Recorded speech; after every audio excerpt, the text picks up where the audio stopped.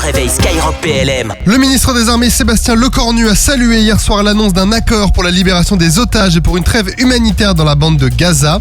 Le ministre, qui est récemment rentré de son déplacement au Moyen-Orient et au Proche-Orient pour notamment évoquer la question des otages enlevés par le Hamas lors de ses attaques en Israël, a également assuré que la France allait continuer d'œuvrer sans relâche pour la libération de tous les otages.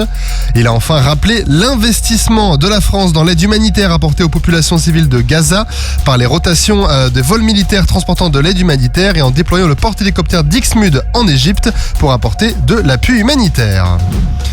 Les forces armées en Guyane au secours de la population. Un avion CASA de l'escadron 68 anti-Guyane des forces armées en Guyane a livré plus de 4 tonnes de fret à Maripasoula, une ville frontalière avec le Suriname qui fait face à des problèmes logistiques à cause du niveau exceptionnellement bas du fleuve Maroni et à l'incapacité des compagnies aériennes à atteindre la ville. Suite à ces difficultés, la préfecture de Guyane a sollicité ce transport pour répondre aux difficultés d'approvisionnement de la région.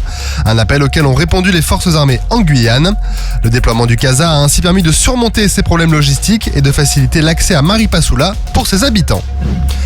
Pendant une dizaine de jours, le porte-avions Charles de Gaulle a réalisé à quai des tirs d'essai de câbles de catapultage pour s'assurer du bon fonctionnement de ses systèmes de lancement des avions. Le porte-avions est actuellement en arrêt technique dans le port de Toulon et on a donc profité pour vérifier le bon fonctionnement de ces catapultes qui ont été démontées pendant les travaux. Pour imiter les avions, des maquettes de différentes masses ont été tirées. Elles reproduisaient l'E2C Hawkeye et les Rafale dans différentes configurations de vol. Une fois catapultées, les maquettes ont été récupérées par des remorqueurs présents sur le plan d'eau et remontées sur le pont d'envol à l'aide d'une grue. Ces essais permettent également au personnel du pont d'envol et aux marins en charge des installations aviation de retrouver leurs automatismes avant de catapulter de nouveau des avions. Au total, 64 tirs ont été réalisés sur chacune des deux catapultes.